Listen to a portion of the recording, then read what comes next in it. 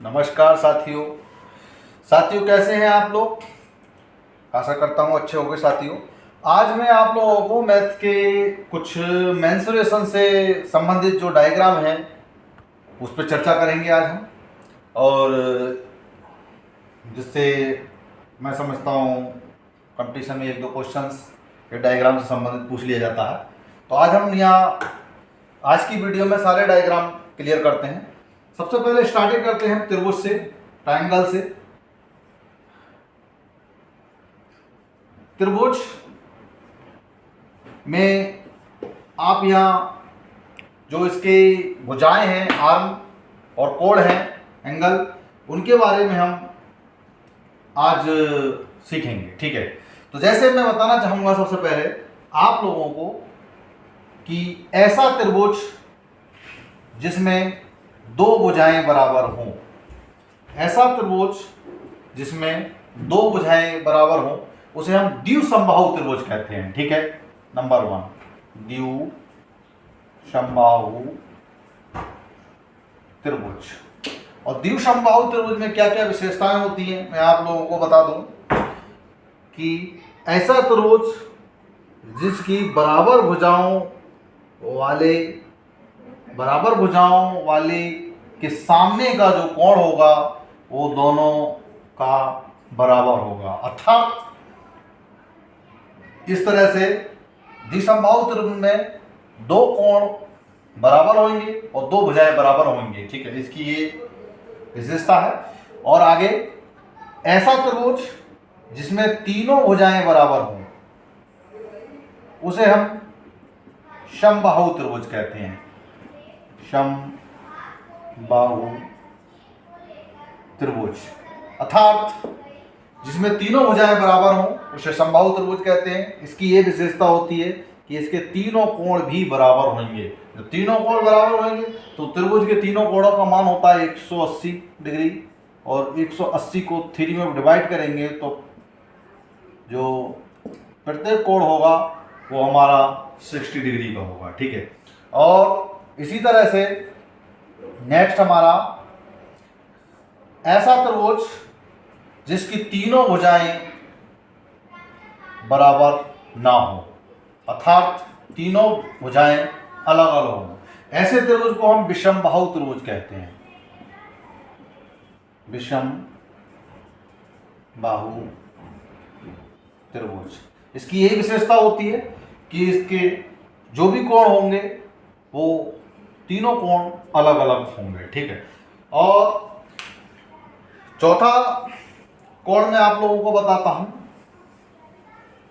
समकोण त्रिभुज जिसकी पाइथागोरस प्रमेय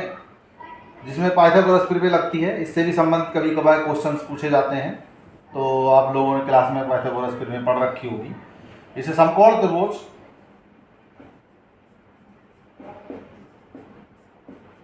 ऐसा त्रिभुज जिसका एक कोण 90 डिग्री का होता है और 90 डिग्री के सामने की भुजा को हम कर्ण कहते हैं, और जो सीधी भुजा होती है इसको हम लंब कहते हैं, और नीचे वाली भुजा को हम आधार कहते हैं। ठीक है, तो पाइथागोरस की प्रमेय के अनुसार इसमें भुजा भी पूछ सकते हैं, बट ये भुजा का रेशियो जो होगा, ये दोनों भुजाओं का रेशियो का कभी कभार कोण पूछ लिया जाता है। तो जिस रेशियो में ये भुजाएं होंगी उसी रेशियो में इनके कोण भी होंगे, क्योंकि त्रिभुज के तीनों कोणों का मान 180 अंश होता है, तो 90 अंश ये हो गए। इन दोनों भुजाओं के कोण भी 90 होंगे, दोनों के, इसका और इसका।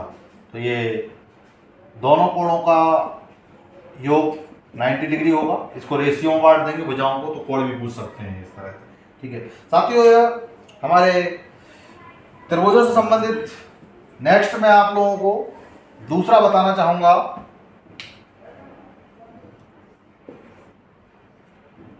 चतुर्भुज। चतुर्भुज में भी कई रूप होते हैं।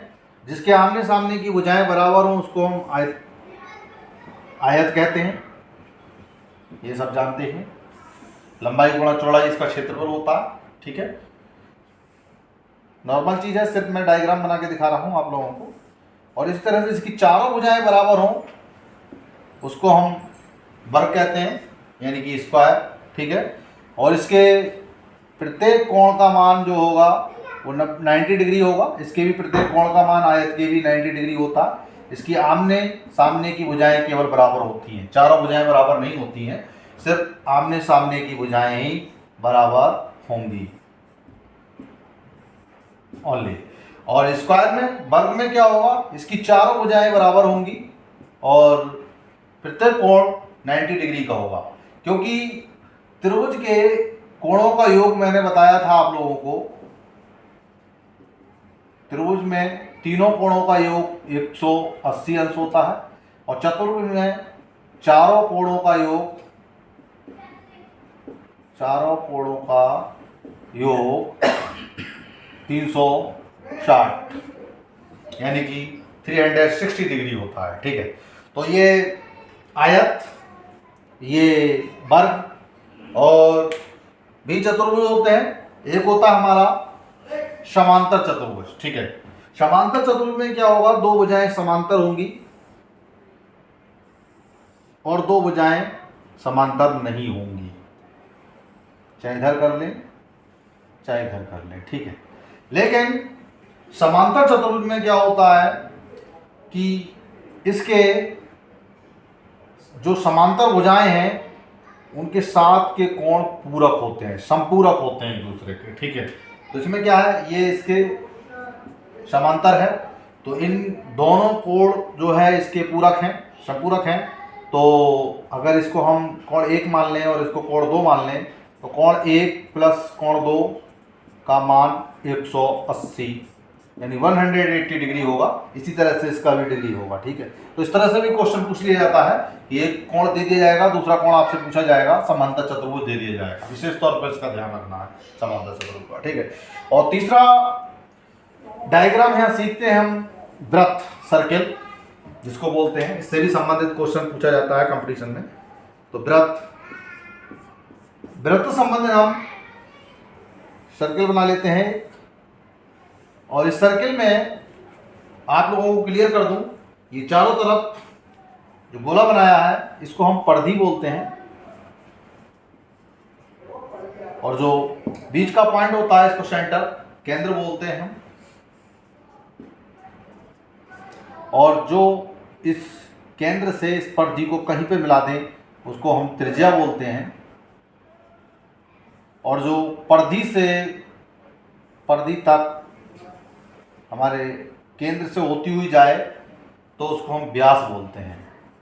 अर्थात व्यास जो होता है त्रिज्या से दूना होता है, या त्रिज्या व्यास की आधी होती है, इससे ही पता चलता है, ठीक। तो इससे संबंधित क्वेश्चंस पूछे जाते हैं। तो इसमें इससे संबंधित अधिकांश क्वेश्चंस आप लोगों से पूछे जाएंगे कि व्यास दे दिया त्रिज्या पूछ ली, या त्रिज्या दे दी व्यास पूछ लिया, या परिधि पूछ लिया इसका क्षेत्रफल पूछ लिया, ठीक है। तो वृत्त की परिधि का जो फार्मूला होता है वो 2πr होता है और पाई का मान 22/7 अकॉर्डिंग टू मैथ। और क्षेत्रफल होता है इसका πr², ठीक है। तो इस तरह से परिधि से संबंधित भी आप लोगों से क्वेश्चंस पूछे जा सकते हैं। नेक्स्ट डायग्राम हमारा होगा बेलन। बेलन में क्या होता है, जैसे रसोई में यूज करने वाला गैस सिलेंडर या कोई ड्रम, ये बेलन के अंतर्गत आते हैं, ठीक है।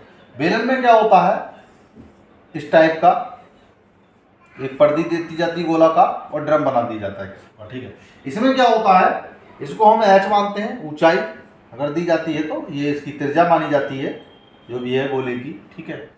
और बेलन से संबंधित अधिकांश इसका आयतन या इसकी परिधि, इसको हम क्षेत्रफल बोल सकते हैं, पूछा जाता है।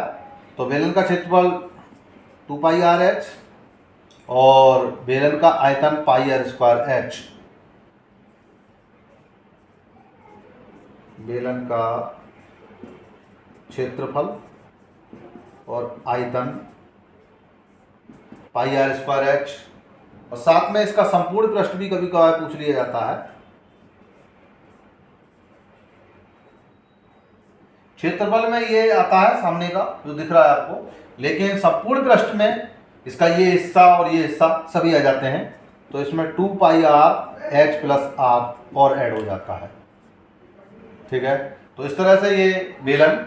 नेक्स्ट डायग्राम हमारा शंकु, जिसको हम शंक्वाकार में बोल सकते हैं। जैसे पहले जो आती थी गोंद की शीशी आती थी, तो उस टाइप का शंकु। शंकु में क्या होगा, ये एक तंबू टाइप का भी बोल सकते हैं शंकु, शंक्वाकार। इसकी जो है एक तिर्यक ऊंचाई दे दी जाती है और एक ऊंचाई दे दी जाती है। यानी कि ऊंचाई जो होगी, अगर ये h और इसको तिर्यक ऊंचाई को l मान लें और इस त्रिज्या को हम r मान लें, तो ये एक समकोण त्रिभुज की तरह बन रहा है। यानी कि पाइथागोरस की प्रमेय के अनुसार l स्क्वायर यानी कि तिर्यक ऊंचाई निकलेगी h square plus r square. तो ऐसे क्वेश्चन भी पूछ लिए जाते हैं। तिर्यक ऊंचाई पूछ ली जाती है या पाइथागोरस की प्रमेय के अनुसार ऊंचाई पूछ ली जाएगी, तो l स्क्वायर में से r स्क्वायर माइनस कर देंगे अकॉर्डिंग उसी के मैथ पाइथागोरस प्रमेय के अनुसार। ठीक है, इसमें भी क्या क्या पूछा जाता है, इसमें आयतन भी पूछा जाता है। तो शंकु का आयतन आप लोग जानते हैं 1/3 पाई आर स्क्वायर एच, और इसका जो क्षेत्रफल होगा वो पाई आर एल होगा या पाई आर एल प्लस आर, संपूर्ण पृष्ठ हो जाएगा इसका।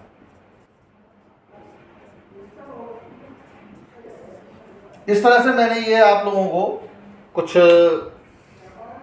डायग्राम बताए। अगर वीडियो अच्छी लगी हो तो कृपया लाइक करें, शेयर करें और चैनल से जुड़े रहने के लिए चैनल को सब्सक्राइब कर लें। और एक अच्छी शुभकामना के साथ मैं आप लोगों से यही बोलूँगा, मेरी वीडियो देखने के लिए बहुत बहुत आप लोगों का धन्यवाद।